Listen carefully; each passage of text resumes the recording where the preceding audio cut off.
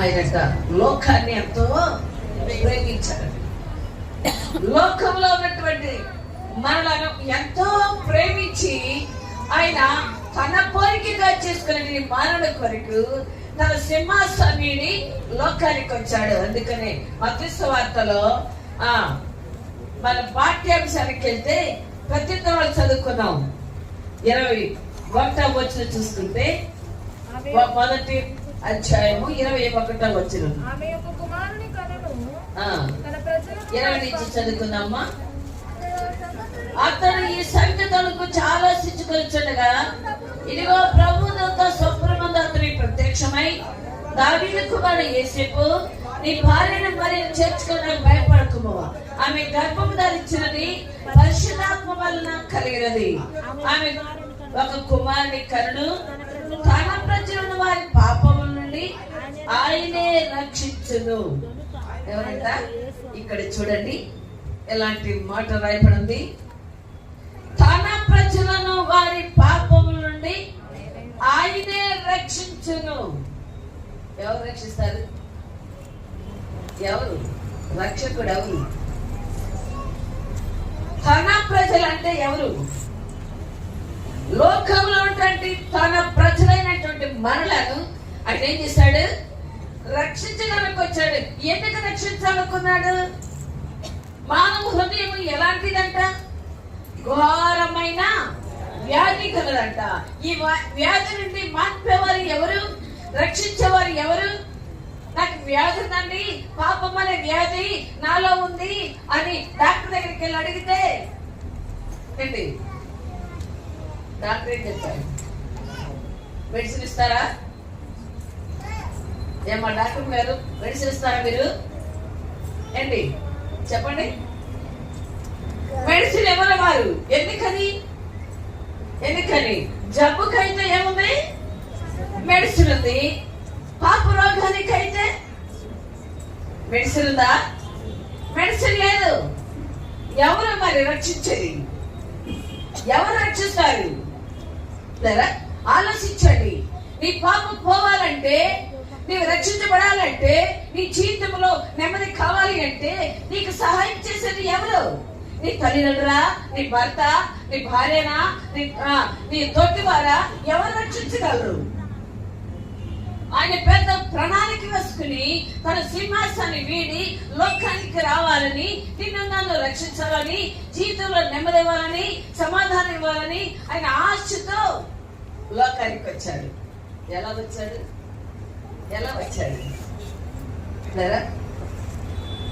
ఏ పురుషుని ఎరగినటువంటి ఒక కన్యక, ప్రధానము చేయబడినటువంటి ఒక కన్యకను ఆయన సిద్ధపరచుకున్నాడు. ఆ మరియతో మాట్లాడుతుంటే అది ఎలా సాధ్యమో అంటది మరియ. ఆ దూత చెప్తుంది ఏమని? పరిశుద్ధాత్మ వల్ల నీవు గర్భవతి అయ్యావమ్మా. చూసారా ఎంత ఆశ్చర్యం! ఆయన ప్రణాళిక ఎంత ఉన్నతమైనది. నిన్ను నన్ను రక్షించడానికి, ఆయన లోకానికి రావడానికి ఒక ప్రణాళిక వేసుకుని నశించిపోచిన మనలను రక్షించడానికి ఆయన లోకానికి ఒక కన్య గర్భమున జన్మించాడు. ఆయన రాకపోతే మనకేమి లేదు? రక్షణ లేదు. ఏమి లేదు? మనకి రక్షణ లేదు. ఆ రక్షణ నిన్ను నన్ను రక్షించి మన ఒక ఉన్నతమైన స్థితిలో తన ప్రియమైన బిడ్డలుగా మనం చేసుకోవాలని ఆయన లోకానికి వచ్చేటువంటి గొప్ప ఏకైక రక్షకుడు ఆయన.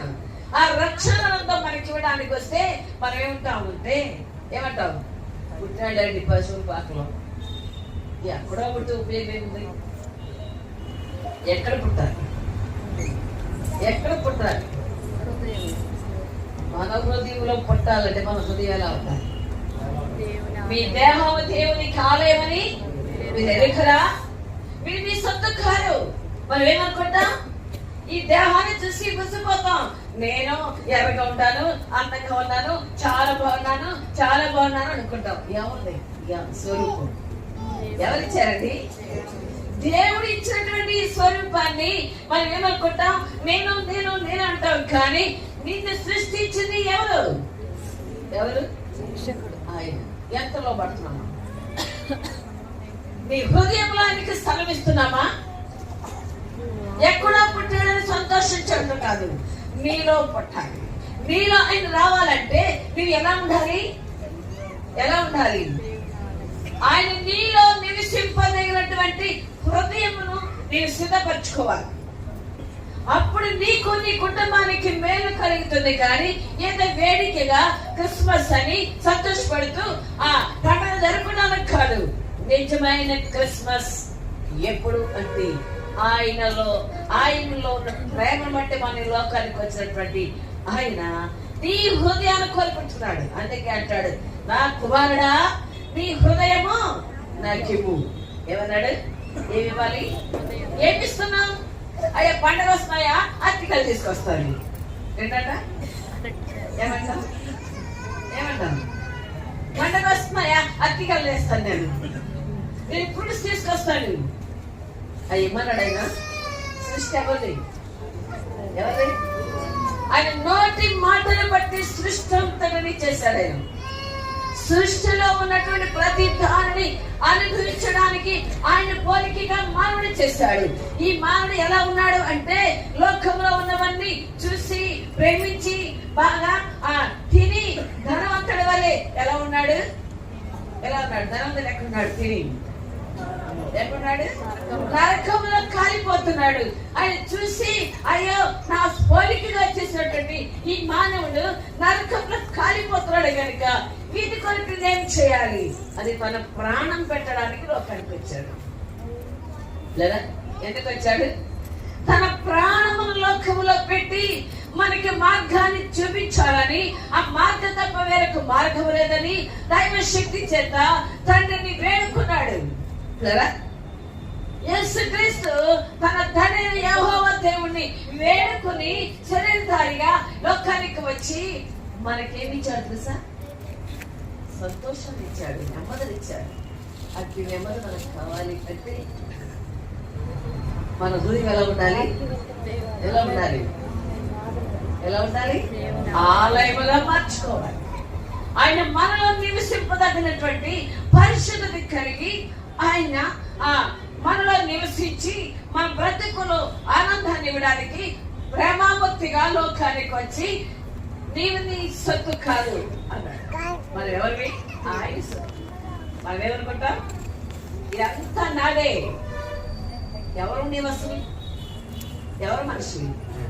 ఆయన చేసినటువంటి మనిషి కనుక మనం ఎవరు? ఆయన సొత్తు అయి ఉన్నాం కనుక నిజమైన క్రిస్మస్ నీలో ఉండాలి అంటే ఆయన సొత్తుగా నువ్వు మారాలి కనుక నీ బ్రతుకులో స్థలం ఆయనకి ఇవ్వాలి. ఎవరికి ఇస్తాం? కనబడే లోకానికి ఇస్తాం. మనం మనసు ఎవరికి ఇస్తాం?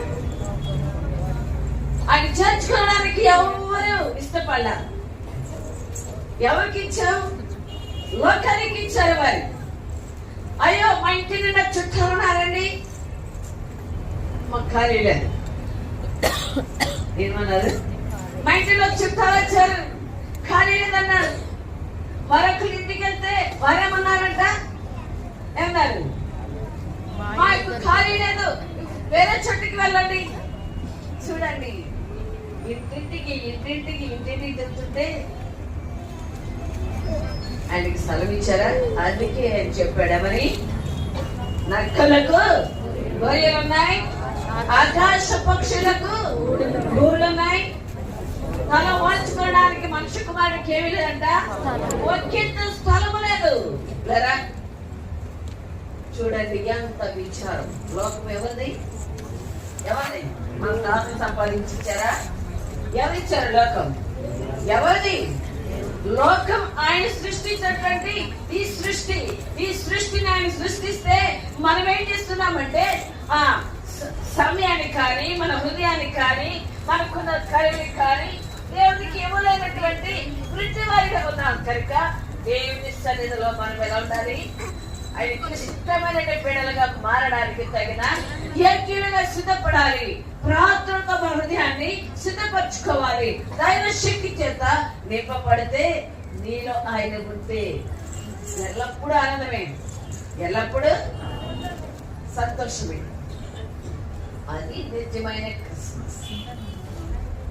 ఆనందం సంతోషం ఎప్పుడు వస్తుంది?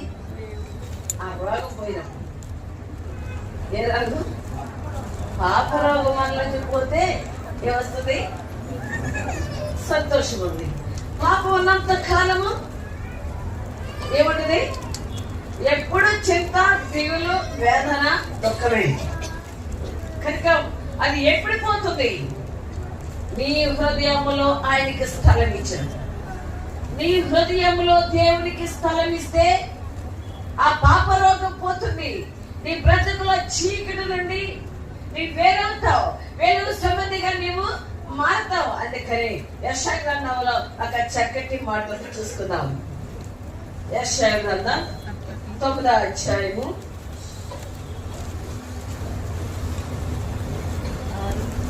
2వ వచనం చూస్తున్నాం. చీకటిలో నడుచుచున్నలు గొప్ప వెలుగును చూచుచున్నారు. మరణ ఛాయ గల దేశ నివాసుల మీద వెలుగు ప్రకాశించెను. వెలుగు ఎక్కడికి వచ్చింది? ఎక్కడికి వచ్చిందంట? మరణ ఛాయ గల దేశ నివాసుల మీదకి ఏమొచ్చింది? వెలుగు. ఆ వెలుగు ఎవరు? ఎవరంటే ఆ వెలుగు? ఆయనే. ఆ వెలుగు లోకానికి వచ్చింది. లోకం ఎలా ఉంది? ఎలా ఉందంట? మరణ ఛాయ గల దేశం నివాసుల మీదకి వెలుగు ప్రకాశించెను. ఆ వెలుగు లోకానికి రాకపోతే మనకు సంతోషం లేదు, నెమ్మది లేదు. కనుక ఆయన ప్రేమించి చీకటిలో బ్రతుకుచున్నామని, అంధకారంలో ఉన్నామని ఆ వెలుగుగా లోకానికి వచ్చినటువంటి గొప్ప రక్షకుడు ఆయన. ఆ రక్షణనంతా మనకి కావాలి, ఆ సంతోషం మనకు కావాలి, నెమ్మది మనకు కావాలి అంటే నీవు నీ హృదయాన్ని దేవునికి ఇవ్వాలి. ఎలాంటి వారిగా ఉన్నాం? ఎక్కడున్నాం మనం? చీకటిలో నడుచు జనులుగా ఉన్నాం. ఎక్కడున్నాం? ఈ లోకం ఎలాంటి?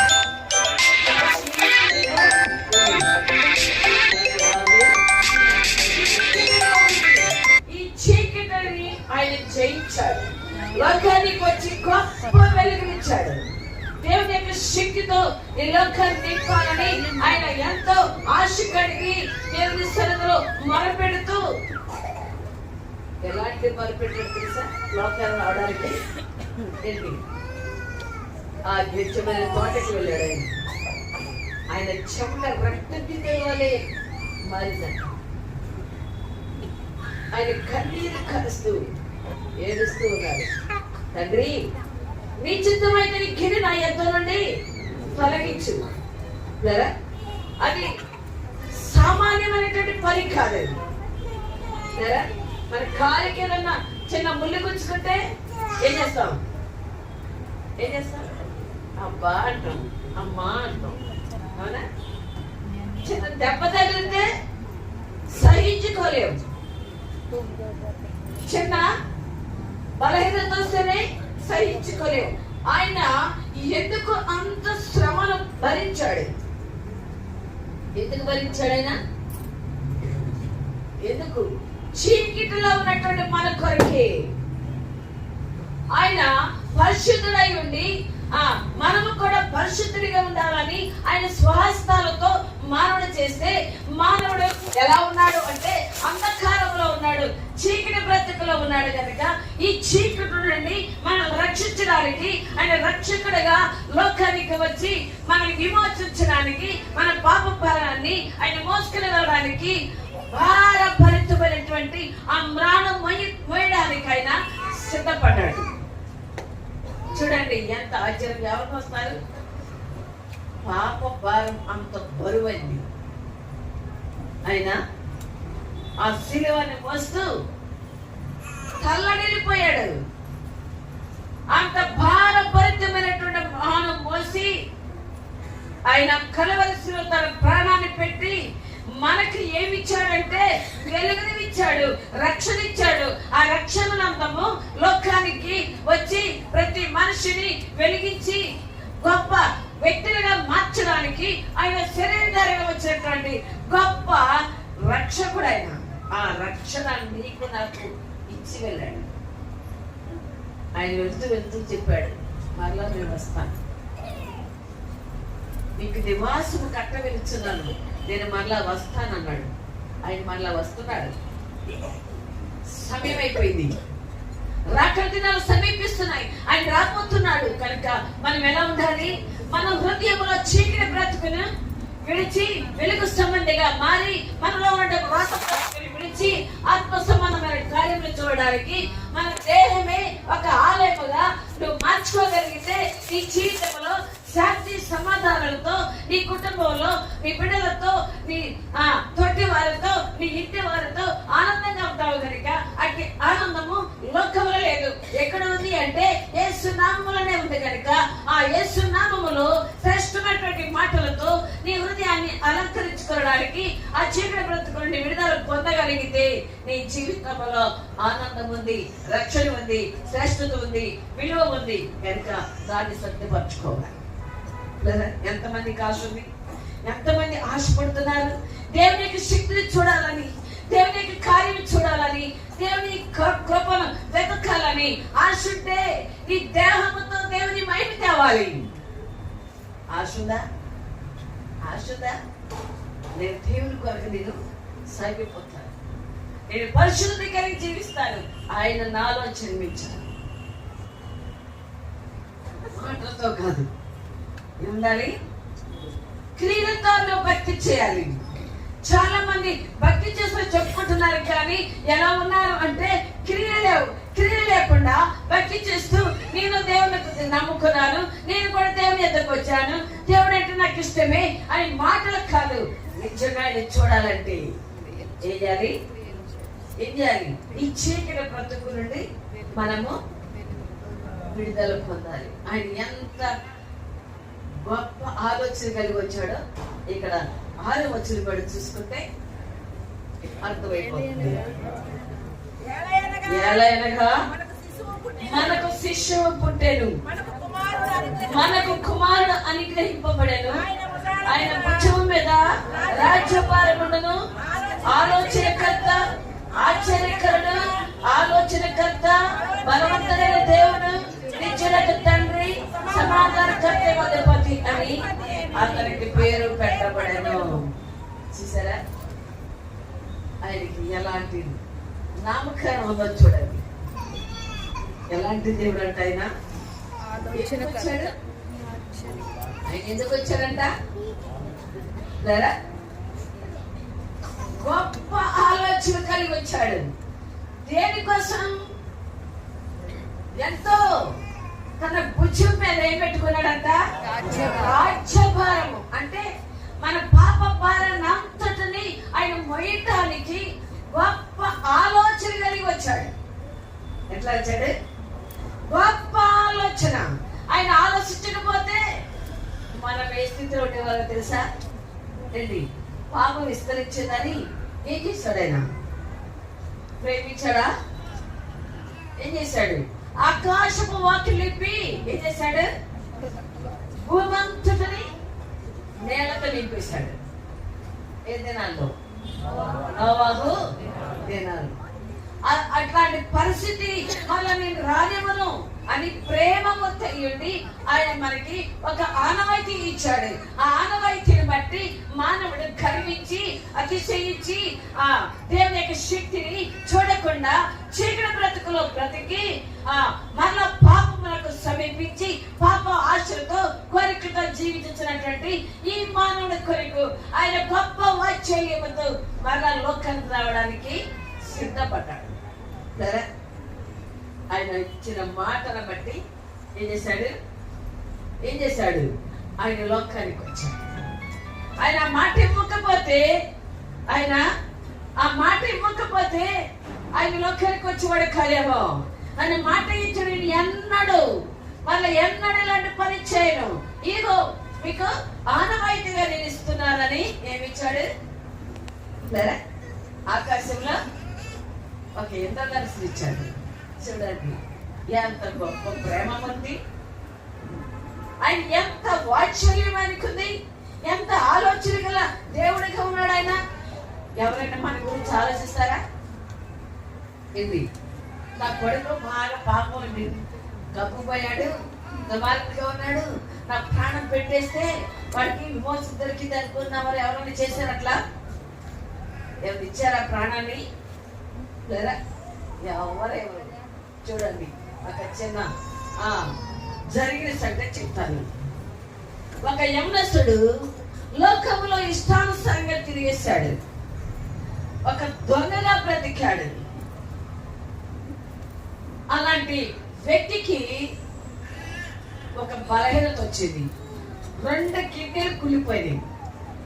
2 కిడ్నీలు కులిపోతే హాస్పిటల్కి తిరిగాడు, తగ్గలేదు. అనేకుల్ని ఆశ్రయించాడు, ఏ డాక్టర్ కూడా అతన్ని స్వస్థపరచలేకపోయాడు. తనకున్నదంతా అయిపోయింది. ఆ డాక్టర్ చెప్పాడంట, అయ్యా నీకు ఉన్నదంతా అయిపోయింది కనుక నీవు నీ తల్లినో నీ తండ్రినో అడిగి ఒక కిడ్నీ తెచ్చుకుంటే నేను ఫ్రీగా నీకు ఆపరేషన్ చేస్తాను, నువ్వు బ్రతుకుతావు. మీ చిన్న వయసు కదా, అతనికి 17, 16, 17 సంవత్సరాలు ఉంటాయి. అంత చిన్న వయసులో భయంకరమైన జీవితం జీవించేశాడు. అదుపు లేని బ్రతికేశాడు అతను. అందుకే అలాంటి బలహీనత వచ్చేసి బాగా త్రాగటం, తిరగటం, అన్ని చేసేసరికి కిడ్నీ పాడైపోయింది. అలాంటి వ్యక్తికి డాక్టర్ చెప్పిన మాట అది, నీ తల్లిని కానీ తండ్రి కానీ అడిగితే ఒక కిడ్నీ ఇమ్మని చెప్తే నేను మాత్రం ఆపరేషన్ చేస్తా ఫ్రీగా అంటే వెళ్ళి అడిగాడంట తల్లిని, అమ్మా నాకు ఒక కిడ్నీ ఇస్తావా, నేను బ్రతకాలని ఉంది, చిన్న వయసు కదా, నాకు ఒక కిడ్నీ అమ్మా అన్నాడు. తల్లి ఏముందో తెలుసా ఏంటి, అరే నా ఆస్తి అంతా కరిగిపోయింది,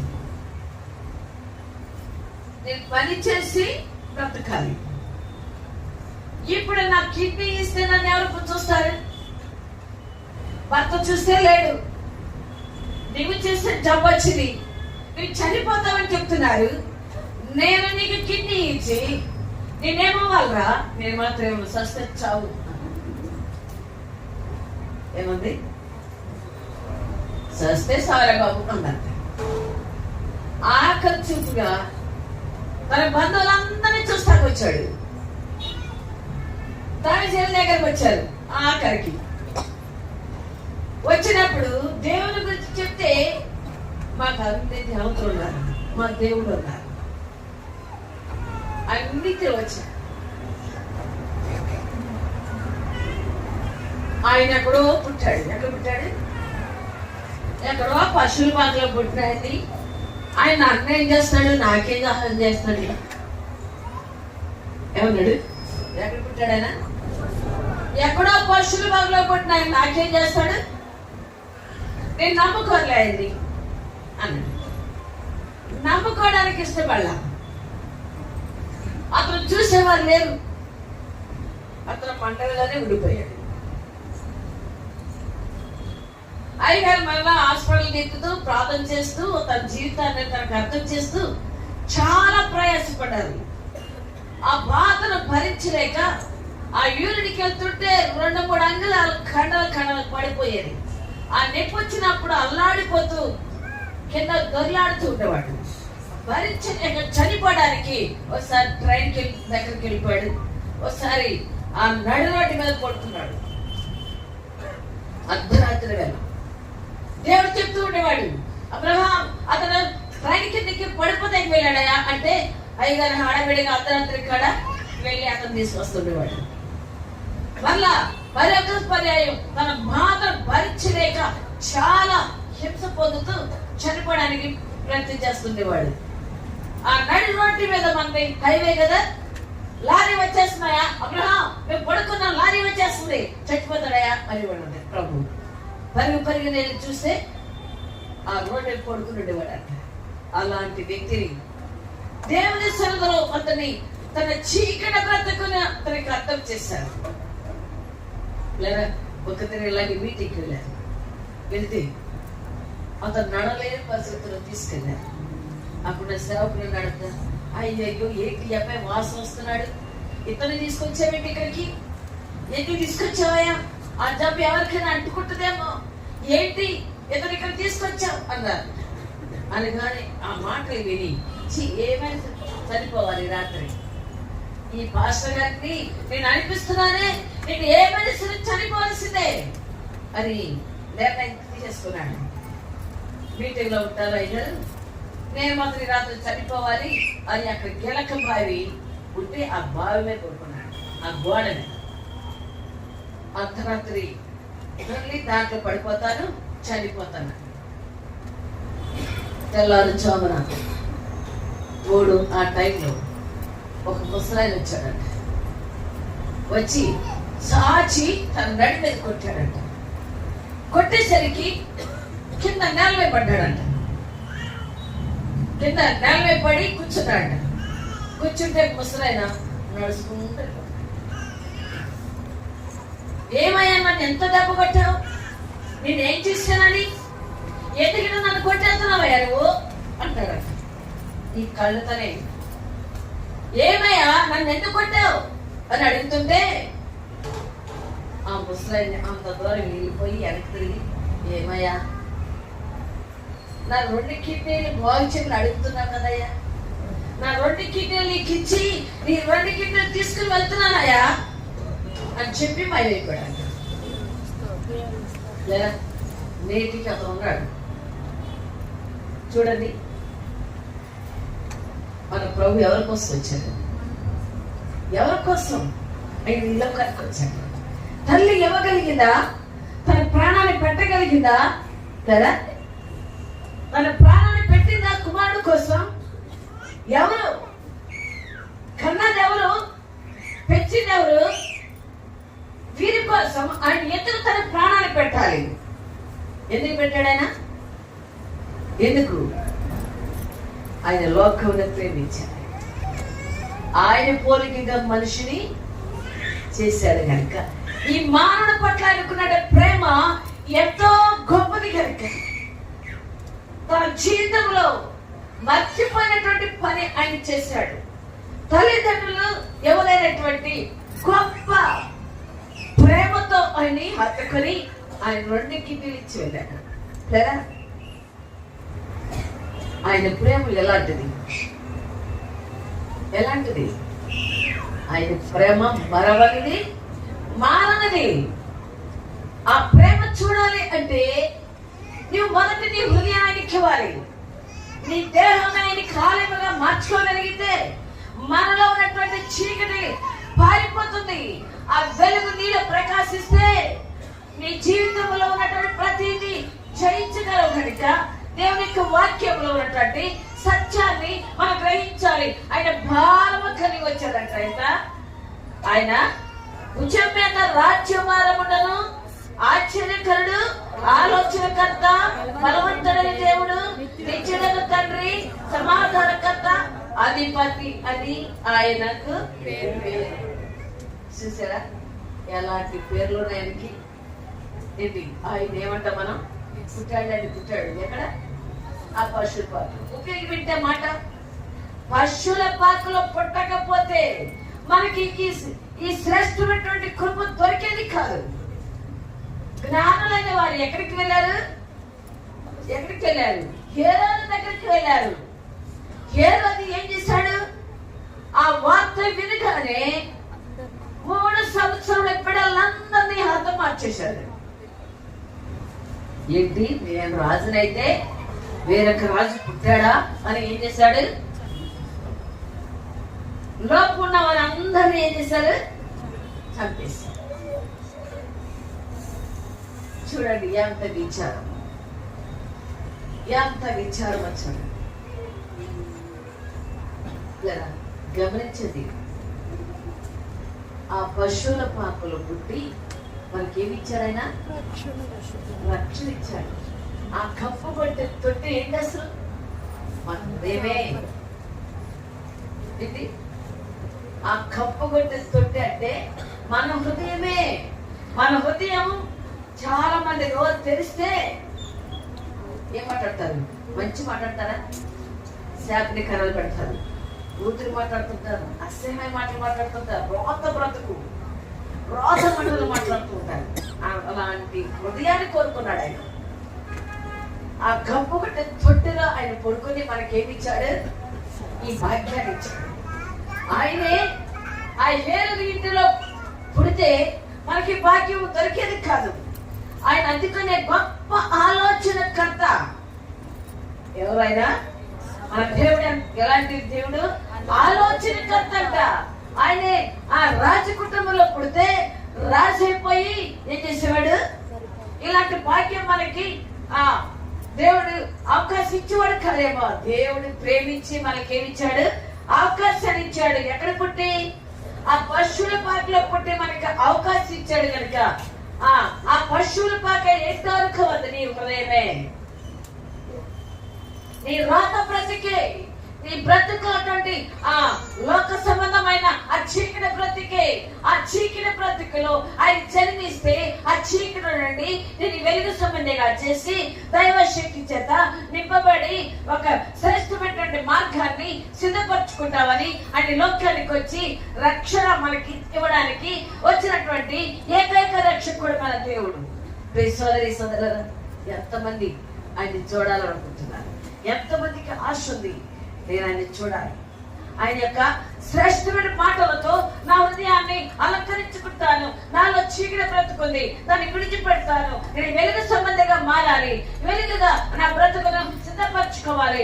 ఆయనకి నా హృదయంలో స్థలమిస్తాను అంటే నిలబడాలి. ప్రార్థన చేసుకుందాం.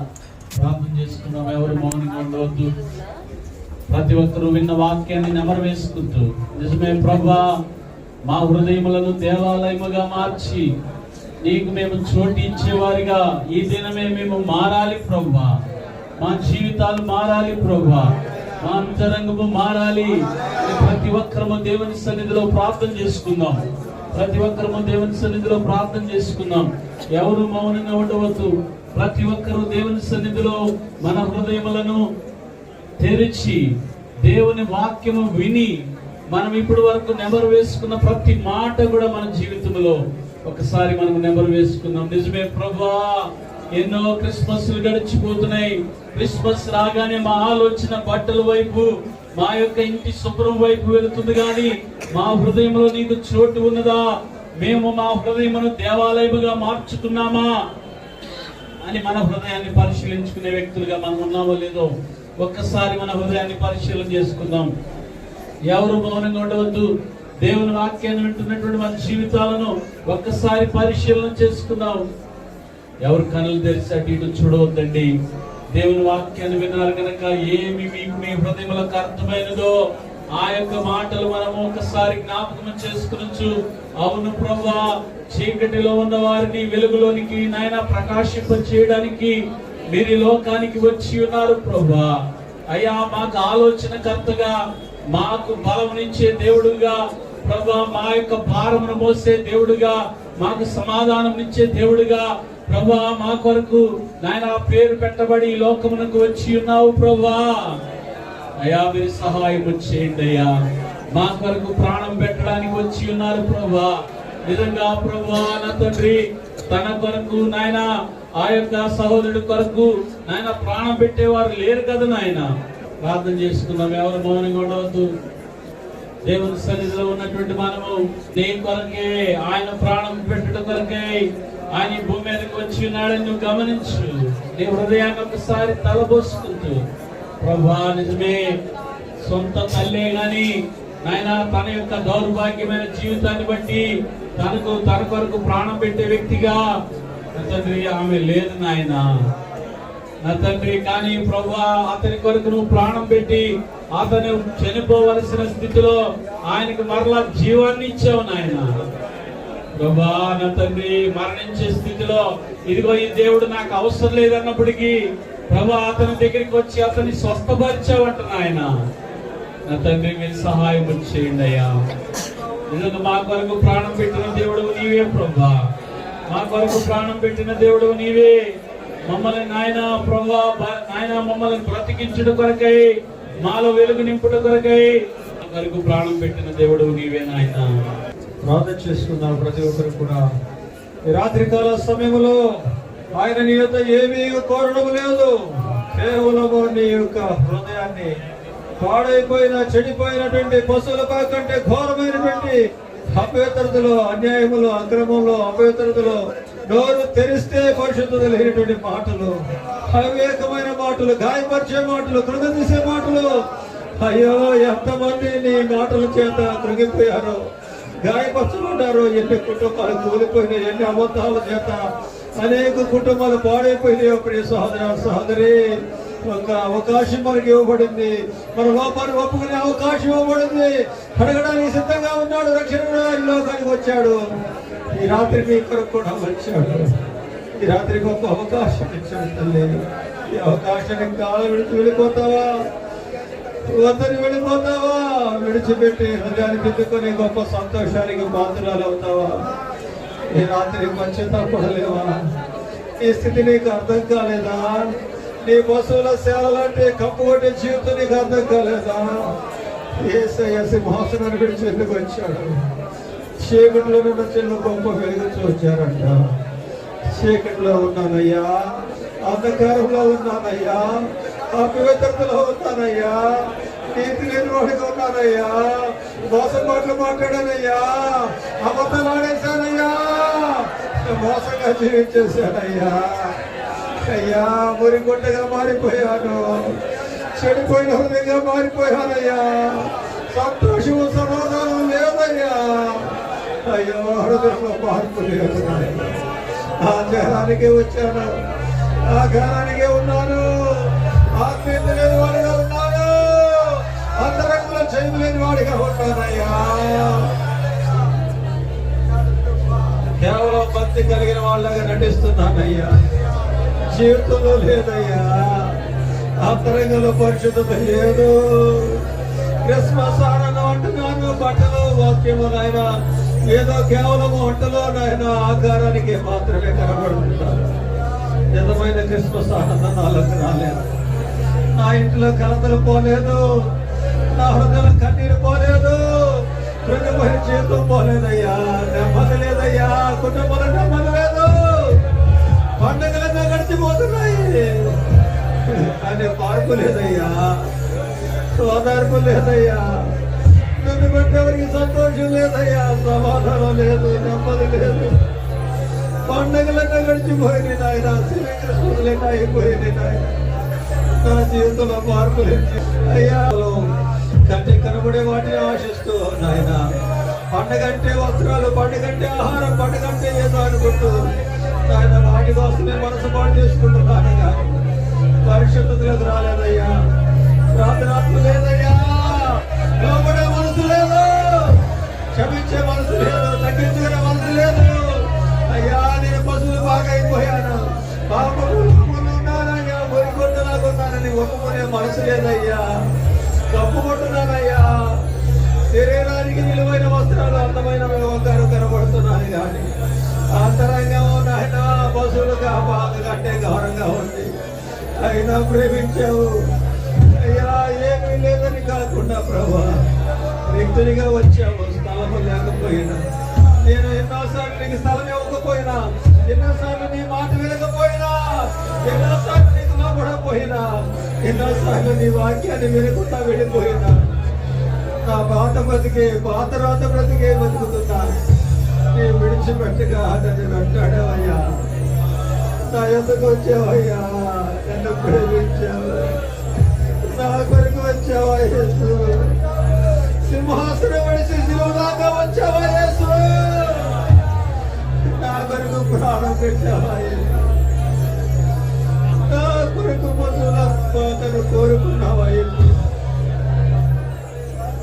నూతన సృష్టిగా మారుతున్నా, అట్టిగలను కాదు, ఈ లోకంలో నేను ఇచ్చే కాదయ్యా, నా చిన్న హృదయం కావాలని కోరుతున్నావయ్యా, నా హృదయం తలుపు తెరవాలని కోరుతున్నావయ్యా, నా అజ్ఞానాన్ని విడిపించాలని ఆశపడుతున్నావయ్యా. ఈ రాత్రి నాకు జయం కావాలి, నేను ఎక్కడి నుంచి నిజమైన క్రిస్మస్ ఆనందంతో ఇంటికి వెళ్ళాలి. నా యేసు నాలో పుట్టాడని చెప్పాలి, నా యేసు నాతో ఉంటాడని చెప్పాలయ్యా, నిజంగా నాకేసే దొరికాడని చెప్పాలి.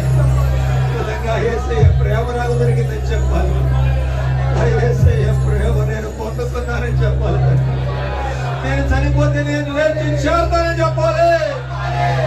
నరకం నుండి విడుదల పొందానని చెప్పాలి. ఈ రాత్రి యేసయ్య నా హృదయంలో పుట్టాడని చెప్పాలి. నన్ను ధన్యుడిగా మార్చాడని చెప్పాలి ప్రభువా. ఆనాడు ఆ మరి ఏమో కానీ ఈ రోజు నేను ధన్యులుగా మారాను, ధన్యుడిగా మారాను. యేసయ్య నాలోకి వచ్చాడు. ఈ రాత్రి నాతో మాట్లాడాడు. ఆయన ప్రేమ నాకు పంచాడు. యేసయ్య నా జీవితంలోకి వచ్చాడని చెప్పాలి ప్రభువా. జీవితం బాగుంది, పరిశుద్ధ జీవితాన్ని ఉండయ్యా. పాపాన్ని ఒప్పుకునే మనసు ఉండయ్యా. హృదయాన్ని తిట్టుకునే మనసు ఉండయ్యా. ప్రతి లోపాన్ని విడిచిపెట్టే మనసు ఉండనాయా. అతిక్రమాలు దాచిపెట్టుకోడు వద్దులేకపోతున్నా. నేను కూడా అప్పుడు దాకా దాచిపెట్టానయ్యా. ఈ రాత్రి ఒప్పుకుంటానయ్యా. ఈ రాత్రి సరిదిద్దుకుంటానయ్యా. ఈ రాత్రి ఆ గొప్ప వెలుగు నాలో కూడా వచ్చిందని చెప్తాను. నీవు రక్షకుడుగా ప్రభువుగా వచ్చావయ్యా.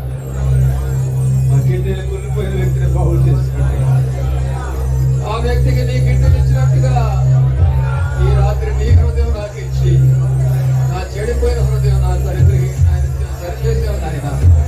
తీసుకున్నావు ప్రభా. హృదయాన్ని దిద్దుకోవడానికి అవకాశం ఇచ్చావు నాయన. ప్రభువు లేవనెత్తండి. ఈ రాత్రి గొప్ప చేయాలేవండి. హృదయమంతటితో ప్రార్థిస్తున్న ప్రతి వ్యక్తిని దర్శించండి. ఈ రాత్రి గొప్ప వెలుగును చూడాలయ్యా. చీకటి తొలగిపోవాలయ్యా. నిజమైన క్రిస్మస్ ఆనందాన్ని కలిగి జీవితకాలం జీవించాలి. అంటే కృపను మాకు దయచేయండి. పరిశుద్ధ జీవితంగా, సర్వోన్నతమైన స్థలముగా, దేవునికి ఇష్టమైనటువంటి ప్రజలకు భూమి మీద సమాధానం కలుగునట్లు ఈ రాత్రి నాకు, మాకు, మా అందరికీ నాయన ఎందరు నిండు మనసుతో ప్రార్థిస్తున్నారు. ఎందరు నిండు మనసుతో తమ లోట్లన్నీ ఒప్పుకొని విడిచిపెడుతున్నారు. ప్రతి బిడ్డకి సమాధానం కలుగునట్లు కృప చూపించమని యేసు నామములో ప్రార్థిస్తున్నాము తండ్రి. ఆమేన్. Happy Christmas. Merry Christmas. Merry Christmas. Happy Christmas. Happy Christmas. Merry